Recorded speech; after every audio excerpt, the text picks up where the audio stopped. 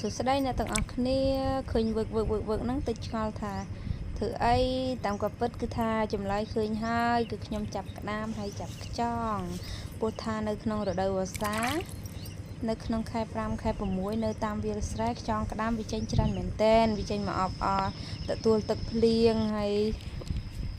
ភាគច្រើនយើងចាប់ខ្យងស្រែទំហំវាអត់ទៅធំទេធំជាងក្របឃ្លីបន្តិចទេហើយអាសម្បកកទឹកវានោះគឺពណ៌សបើសិនជាខ្យងមកពីក្រៅដែលប៉ងពណ៌ផ្កាឈូកហ្នឹងគឺទឹកវាពណ៌ខ្មៅខ្ញុំអត់ហូបទេសម្រាប់អ្នកស្រុកខ្ញុំណាអ្នកខ្លះគេហូបដែរតែគេហូបតែក្បាលបើតែបើខ្យងពីបុរាណយើងមកគឺអាខ្យងដែលខ្ញុំកំពុងចាប់នឹងឯងអានេះគេហៅថាខ្យងបុរាណវាចេញតែរដូវខែនៅពេលភ្លៀងធ្លាក់ទេនៅពេលខែប្រាំងវាចូលទៅនៅក្នុងដីហើយពេលមានភ្លៀងមានទឹកវាក៏នាំគ្នាចេញមកក្រៅដើម្បីមានប៉ងមានកូនហើយវាចេញរកស៊ីតាមវាលស្រែអញ្ចឹងណាហើយខ្ញុំទៅស្រែទៅភ្ជួរស្រែពងរស់ស្រូវទៅក៏ឃើញក្តាមខ្យងចេញច្រើនក៏ចាប់យកមកធ្វើសម្លហូបទៅហើយខ្យងនេះយើងអាចយកទៅឆាក្តៅក៏បានស្ងោរជ្រលក់ជាមួយបុកអំបិលកសាំងក៏បានហើយក្តាមដូចគ្នាយើងអាចបុកក៏បានបើមកហូបមួយវិញទៀតយើងឆាក្តៅវាឆាគ្រឿងឆាក្តៅឬក៏ខខ្យងយើងដាក់ម្រេចរៀងច្រើនតិចទៅឆ្ងាញ់ណាហើយនេះឃើញទឹកសហ្នឹងទឹកហើយយើងដើរទៅវាមានខ្យងនៅតាមទឹកនឹងឯងហើយឥឡូវនេះខ្ញុំដើរមកកន្លែងនេះឃើញថាខ្យងច្រើនមែនតើដោយសារតែដីកន្លែងនេះវាមានជីជាតិដីដំបូកហើយខ្យងវានាំគ្នាពួននៅកន្លែងដីដំបូកនឹងឯងនៅខែប្រាំងដោយសារតែដីហ្នឹងគឺវាមានម្លប់ដល់ពេលចឹងទៅនៅខ្យងមិនថាក្តាមទេវាចេះខ្លាំងដល់ពេលរដូវអស់ទឹកភ្លៀងពួកវានាំគ្នារកទីទួលឬកន្លែងមានសុវត្ថិភាពហើយពួកវានាំគ្នា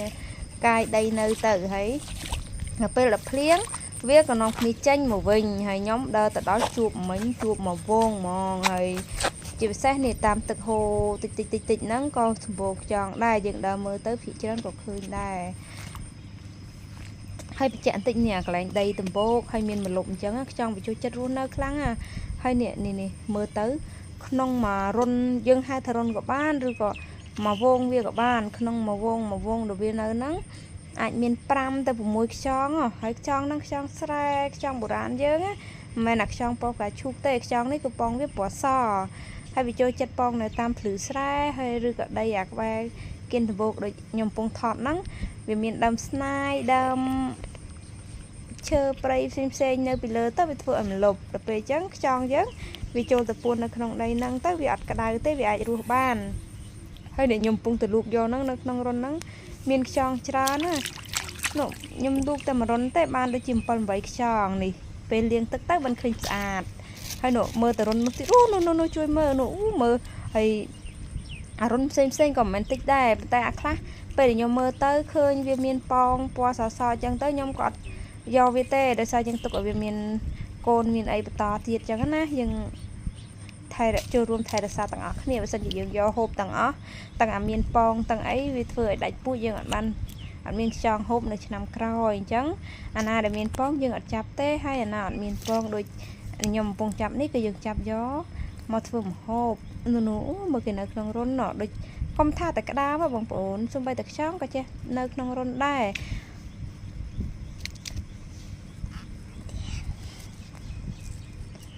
នោះចេញមកទៀតហើយនិយាយទៅថាគ្រាន់តែមកកន្លែងខ្ញុំថាដីដំបូកហ្នឹងច្រើនមែនតើចង់បានមិនដឹងជាប្រហែលកំប៉ុងទៅសិនជាវល់កំប៉ុងអាចបាន4កំប៉ុងហ្នឹងមកទៅប៉ុន្តែយើងអត់បានវល់កំប៉ុងណាចាប់ដាក់ក្នុងថង់ណាហើយបងប្អូនណាខ្លះដែលចូលចិត្តហូបខ្យងដូចខ្ញុំ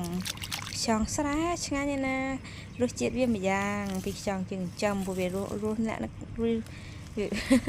វារស់នៅលក្ខណៈធម្មជាតិចឹងណាវាស៊ីខ្ញុំមិនដឹងថាចំណីរបស់ខ្យងស៊ីអីទេប៉ុន្តែបើសម្រាប់ខ្យងដូចខ្យងបើខ្ញុំចិញ្ចឹមវាស៊ីបន្លែបៃតងស៊ីអីផ្សេងប៉ុន្តែសម្រាប់ខ្យងស្រែខ្ញុំមិនដឹងថាវាស៊ីអីដែរព្រោះយើងទៅយើងមិនដែលឃើញវាស៊ីផងឃើញតែវាលេងតាមទឹកអូនេះអូយមើលទៅគឺតំណងអត់នេះឆ្កឹះចេញមកពីដីមិនមែនទិញយកមកដាក់ទេណាកុំយល់ច្រឡំគឺថាមកជួប lại chạy đòn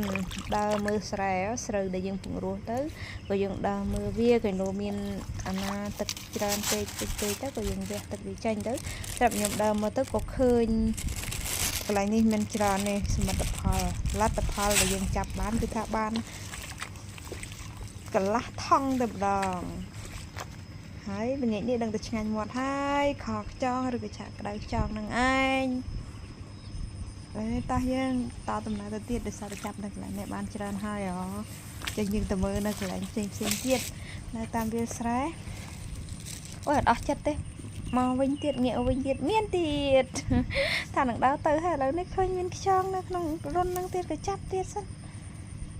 sẽ đai á và chạm đi tới khơi hơi chạy tới trong chạm một tràn mình ta nó cái này không run năng á sẽ được trong s래 miên rụp điện trăng mong pon cho làm này để squala và để squala hai